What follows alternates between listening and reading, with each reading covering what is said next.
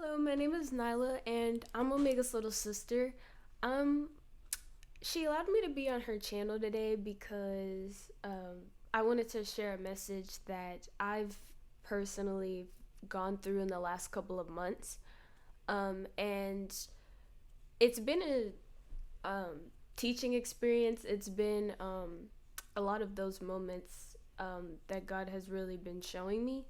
So the one of the things that I feel like I've learned over the past months is something called the power of illusions, and that's what I'm going to be talking about. And I feel like one of the main issues that I have seen, that I have really recognized, just looking at the church, looking at other ministers, looking at the people of God, is the idea that we don't know how to perceive and we don't perceive rightly, especially when it comes to things of the church and just the movement of the spirit. So, how to perceive. So, I think to perceive, basically, I believe, is to not just see what is there physically, but to have a inward knowing or understanding of what is actually happening in the moment. Like, example would be, let's say somebody is getting delivered at church and they start vomiting, stuff like that. Now, physically, we can see the vomiting, and if you couldn't see spiritually or you couldn't perceive rightly what was happening in that moment and in that situation, you would think, oh, this person is just sick, or oh, this person isn't feeling well. But we know that, okay, this person is being delivered of some spirit, some demonic entity, something like that. And to perceive is basically just to have a deeper understanding of what is actually going on in that current moment. So the problem is I believe that it's kind of difficult to almost perceive because we know that God doesn't really move according to our ways and what we think is normal or natural or should be in the church. Um and I think one of the things that I was had a rough time perceiving was I was listening to these ministers, and sometimes they would say things that just threw me for a loop. Like, I didn't understand what they were talking about. I didn't get it. It was not making sense, or the way they moved or ministered was not something that was seen before, especially in America, because the way that one country views God and sees him and and the way they move is completely different from what another country is doing. So, but they would say things just like, and it would throw me off, and it would almost make me kind of question in the back of my head, like, is this person like valid? Is this person authentic? Can this person be trusted? Is this really God, kind of thing? And I think that if we only look based on um, just pure words, and I mean, you can perceive differently in like a bunch of different things. Like, sometimes ministers would come on and they'll be wearing like ripped jeans and people would have an issue with that, or they'll be they'll be like just maybe the haircut is a certain way, or tattoos, but that's physically. But even when it comes to like their words, like what they're saying, sometimes we don't really perceive what they're saying. We just kind of hear them in a carnal sense, and we don't really understand. And so we just like to point false at everybody, or we like to just completely just cut out what everything that person is saying and cut out their validity. But that is not always the case. And I think the main point that God has shown me is that just because you don't understand something, or just because you're not perceiving something that somebody else is perceiving, or just because it looks like something, doesn't mean that it is that something. Um, there's a saying that kind of, I don't know why, but it kind of came to me when I was just thinking about the power of illusions. And basically, it's this quote that's saying that even salt looks like sugar. And I just believe that sometimes we don't, I think sometimes we miss out on the things of God, and we miss out especially on our deliverance, on our blessings, um on our elevation, just because we're not able to perceive something and we automatically deem that thing as not of God, demonic, straight up. I don't want to get into that because we can't tell that it is God because we're not able to perceive. We're just looking through a very carnal lens. Um, an example of this is coming to me about Samson. And let me pull up the scripture here because but I think it was Samson. It might have been somebody else. But um I um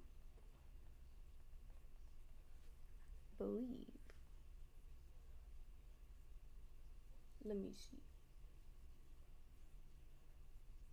Married.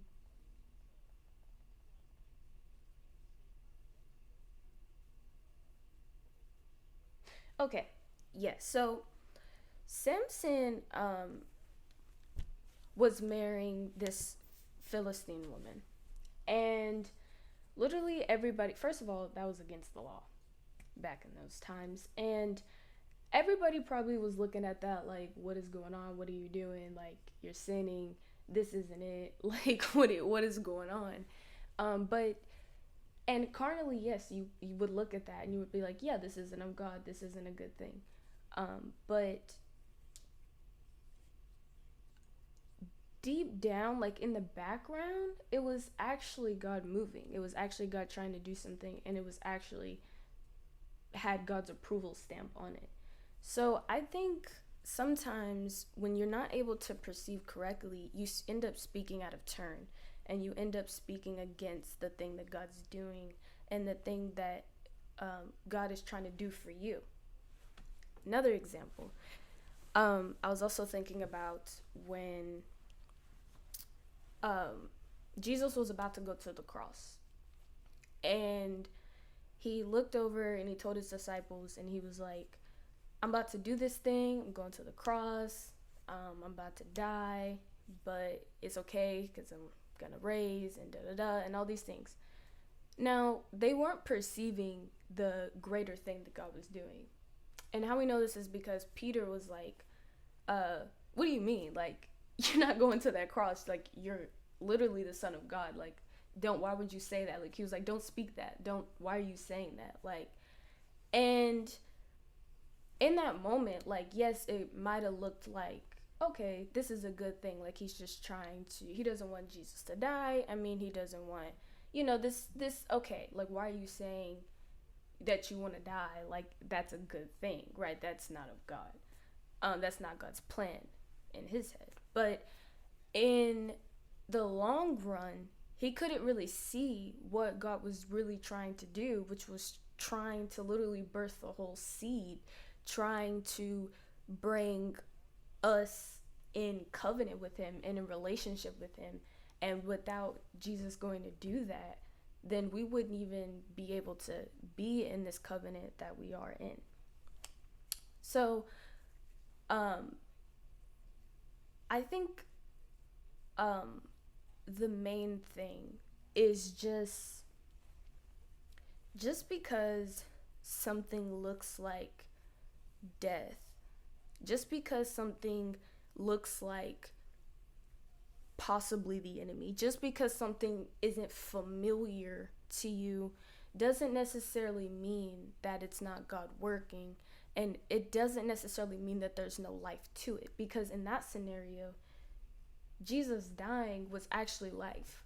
Like, death was actually life. So, and we even have scriptures like, to live is death, to die is gain.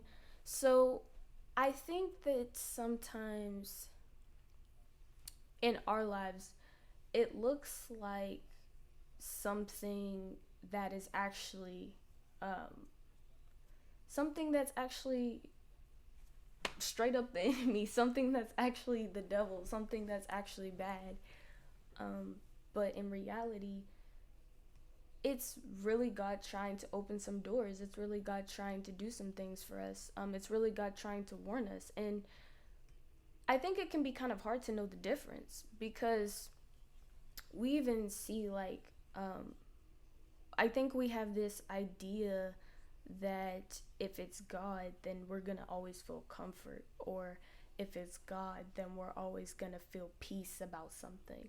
And throughout scripture, then you can clearly see that that is not the case.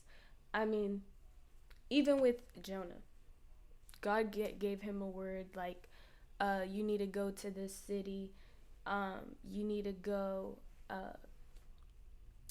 share them, say this message, tell them to repent, or I'm gonna destroy this city. And he didn't feel peace about that. He didn't feel good about that. He literally ran.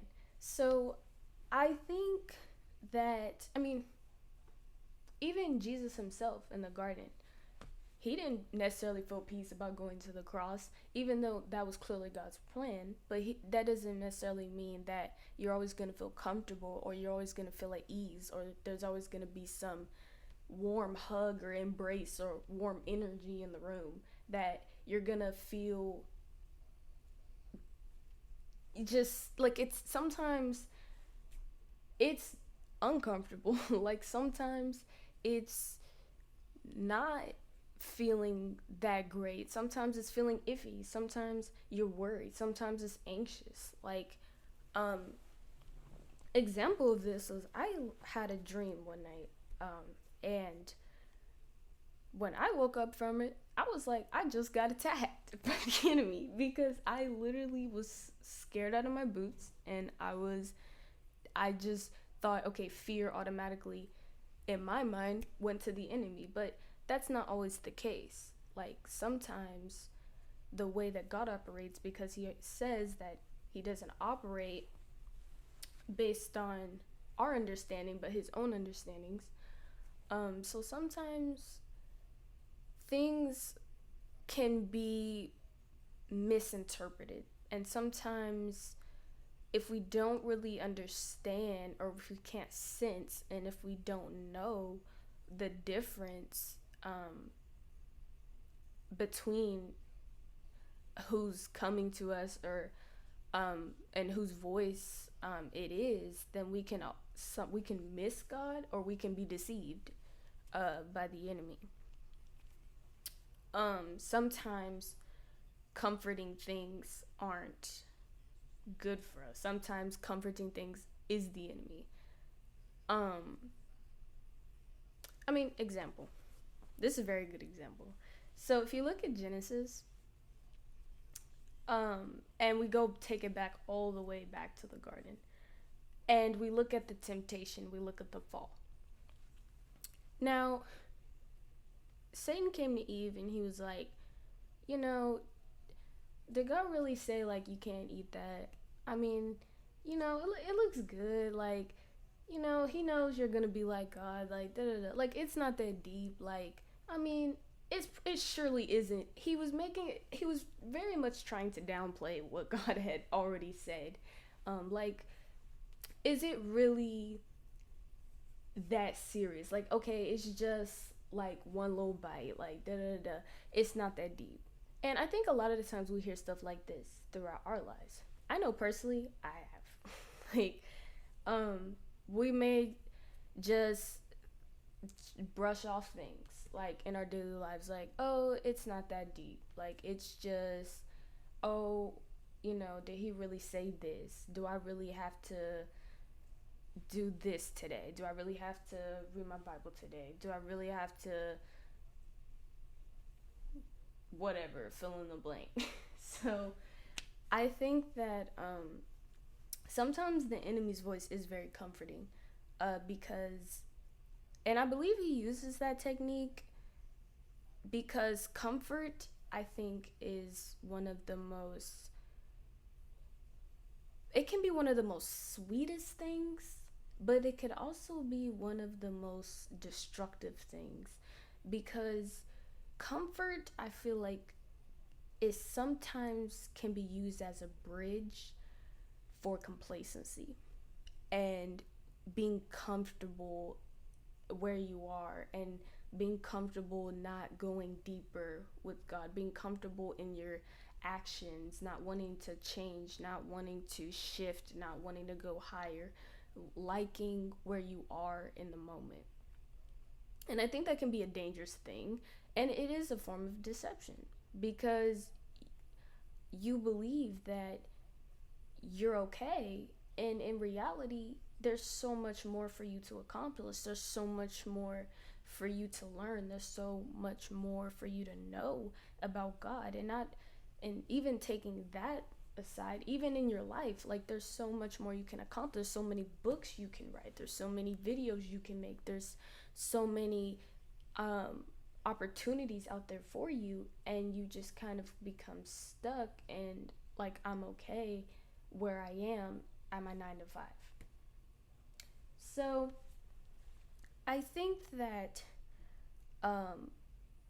feelings, or the I feel like kind of, or it made me feel this way, can kind of be a form of self deception.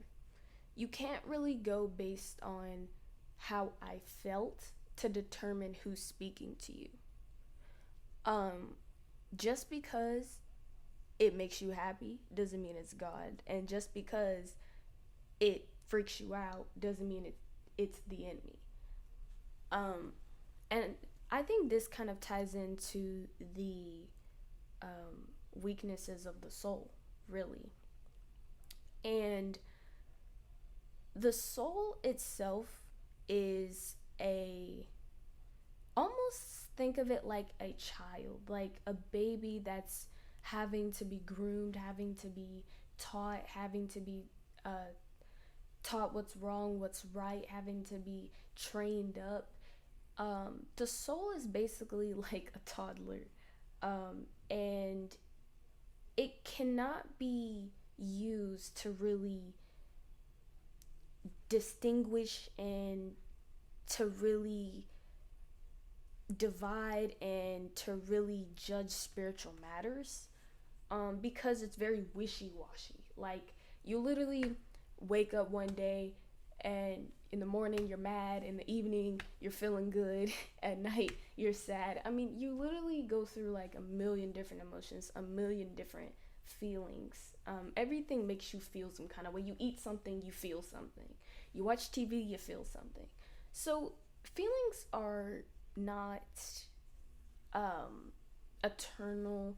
They're more like temporary. They're more like changing. They change and flip every single minute, every single moment, really. And when it comes to the soul, it is basically the thing that we have to get back in alignment. We have body, we have soul, we have spirit. That's the three that make up our beings, and that's the three that kind of make us who we are. And we can see that when God was creating man, and he took the body, he formed it, and then he breathed into it, which we know was spirit. And when he breathed into it, the man became a living soul. So we know the soul is more of like a, not experiments, but it is almost a aftermath, or um, it's a reaction, if you want to think of it like that. I believe that 99% of the issues that we face, that we deal with on a daily basis in our lives, literally stem and come from the soul. A lot of the times we think that it's the enemy of why we're doing things, or why things, and the problems, that we have. And yes, that's true. But I feel like the soul and the immaturity of the soul is really the door, that the enemy uses really to tempt us and to trick us and deceive us and to make our lives chaos and things that it shouldn't be. Um, so we know that when we were born again, that we got the Spirit of God. We know that, um, we we really are His children. We're His seed. We're His sons. We're His beloved, and we literally came from Him. Like a father, like a son came from a father. Like you came from your mother. We literally came from Him. So we have His nature. We have um, His desires. That's why even when, when we aren't necessarily our best selves in the moment, we may feel like, um, this attachment, or this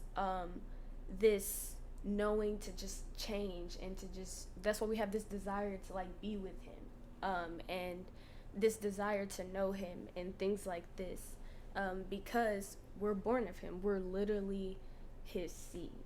Now, and that right there is the Spirit, because He put a new spirit in us. It is not a renewed spirit. It is not a, um, 2.0 of the old spirit. It's a completely new spirit. The old spirit was of Adam. The new spirit is of Christ. So, that's why we can say we're sons of God. But the soul, on the other hand, was not renewed. The soul didn't go through any kind of new birthing. God left the soul alone. So the soul, is the thing that God, at least I believe, God um, is really working on and digging through and picking apart, and um, and trying to align and get back in the rhythm and with His nature and with who He is. Um, the soul. This is one of the reasons why many of us still remember, um, how we came into Christ. Many of us remember, the things that we did before Christ, the things that, our mistakes, what our lives was like, because our soul still has that memory, because our soul wasn't renewed. So, tying it back to the power of illusions, we know that the soul itself does not have the nature of God. This is why many of us have struggles. This is why many of us have weaknesses. We have pride. We have, self-control problems. We have, envy issues. We have, self-righteousness. This is why, and these are the many things that we struggle with on a daily basis. So, if we know that these issues, these problems are stemming from the soul and what it feels, how can the soul really be trusted to determine what is spiritual and what isn't, or what is God and what isn't? It doesn't make sense. Like, why are we trusting the same thing that um, that doesn't create distance, because you can't be out of distance with God. He's within you. And but the same thing that maybe pulls us or draws us away, we're trusting to determine spiritual matters. Um, the main point is you cannot determine spiritual things with the soul. Only the spirit can determine the spirit. Only things that are like that and are that can truly have the qualifications to determine what is what. This is why I believe it was Paul, and I don't know whether it was First Corinthians or um, I'll find the scripture later, but he says that if a prophet is prophesying, that let all the other meaning prophets rightly judge the words. This is because people who are not in that office, you are not qualified to be able to judge, because you are not of that thing. How will you know what is right and what isn't? How will you know what a word is looking like and what a word and what God's speaking isn't like? You can't use something that isn't of that something to determine what that is. That is not right. That's like using let's say if you're trying to determine what the color blue is, but you use a green color to determine what blue is. That doesn't make any sense. You have to use the spirit. You have to use the spirit of God. You have to use your own spirit to be able to determine what something is. And a lot of the times, he will tell you. He will tell you if you ask, if you seek. But a lot of the problem is that we jump to conclusions. Again, the soul. We jump to conclusions, and we like to just point fingers, and we like to just say things out of turn. And this is a really dangerous thing, because if you aren't perceiving correctly, you could actually be speaking against something God's trying to do in your life. You could actually be in opposition with God, not knowing that you're actually fighting him, and you're actually getting in his way of trying to do something, but you think you're actually doing the right thing. You think, I got it, this is the enemy. So you're the one that actually ends up missing out. You're the one that actually ends up missing your blessing, and your increase. Example, I'm thinking about Saul, and the whole time. Now, Saul was in church. He was a Pharisee. He's in church. He's a Pharisee of Pharisees. So this man knew the Torah, could quote it backwards and forwards and backwards and all of it, basically. And in his mind, because he was thinking carnally.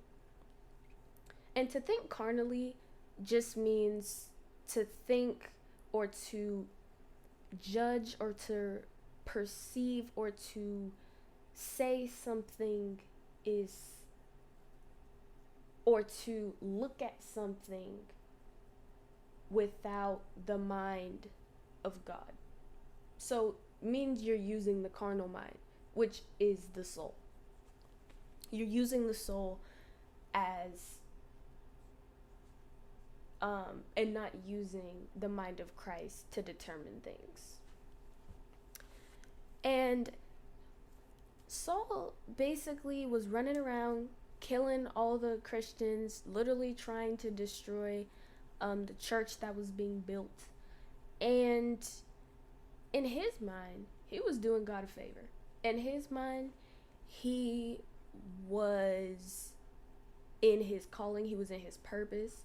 He thought everything was going great. He was comfortable. He thought he was doing the right thing. He thought they were the enemy, but he couldn't see the beautiful thing God was doing. He couldn't see all of the souls being saved. He couldn't see that God had created and established his new covenant. He had that God's done something, that he's stirring, that he's actively doing something. And what happened was is that he ended up on the wrong side of history. If you're not able to perceive, and if you use the soul that I feel like, the minister, I don't like the way he ministered, I feel like it's demonic. Well, that doesn't necessarily mean that it's demonic. That doesn't mean that that minister is not of God. There's a difference between a minister being false and a minister being in error. Just because, and a minister doing something that you don't necessarily understand. Just because you don't understand doesn't mean it's wrong. You can't use your understanding to as a mark or as a placement of where other people's understanding are. Some people are higher than you. Some people know more things than you, and God ordained it to be that way so they can bring you up. But just because it's something you haven't seen doesn't mean that it's wrong. So going back to the Saul thing, he didn't see this before. They were running around healing people. They were running around talking about Jesus. Nobody heard it of this, nobody, this was a new thing. And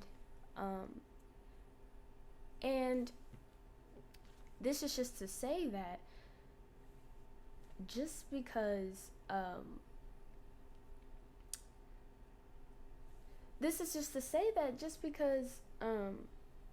things aren't necessarily what you think they are doesn't mean that it's wrong. And he was literally going against what God was doing. And you will always end up on the wrong side of history if you don't understand this. You will always end up speaking against something that God is doing, and that is a very dangerous thing. That is not something to be played with.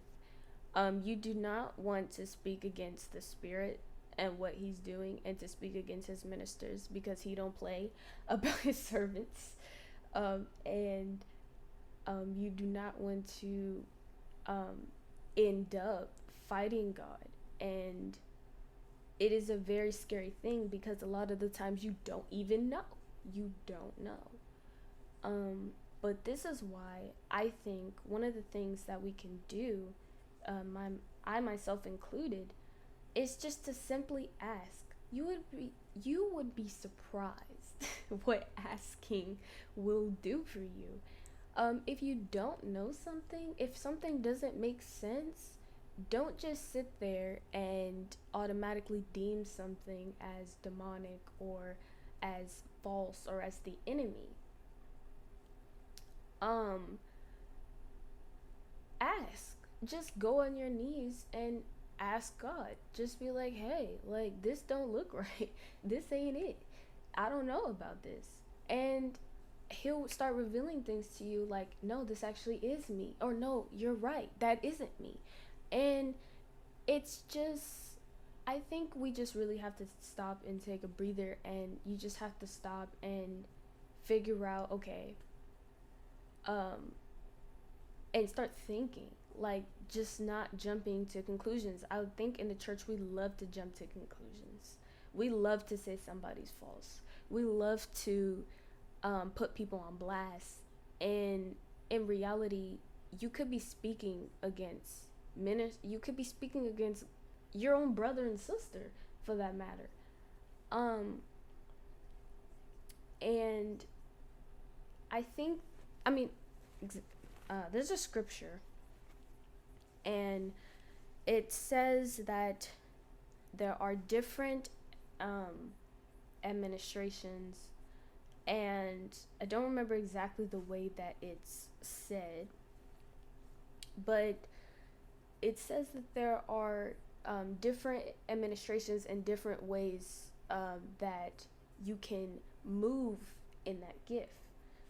So just because somebody is moving differently, just because somebody is doing something you've never seen, doesn't necessarily mean that it is wrong. Just because somebody's doing something different doesn't mean that it's wrong. You can't judge based on your measure. You can't judge based on what you've seen, what your mom told you about God. You can't judge based on sometimes even what you hear in church. You have to use the mind of Christ. That is the first thing that you should be using, because if you use that, you will never get it wrong.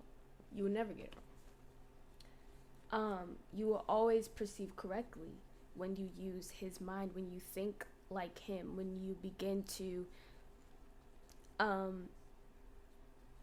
look and not just jump, but you think and you're like, okay, God, what's going on here? But I think that in the final endings of this teaching and our time together, that I think we should all kind of start to reassess and to think and to see in the areas of our lives where we have deemed something to be something that it isn't, or we have said something that or we have said something about a minister, or we have spoken out of turn just because of out of fear and out of anxiety. And these things are normal. Like, sometimes it's hard to tell. It is really difficult because God does not move in the way that we expect. I mean, God was literally telling Isaiah to go eat poop. I mean, God was calling prostitutes righteous. I mean, if we really think about it, I think our view of God is so small, and we have really made everything black and white, when I think God is more in the gray area.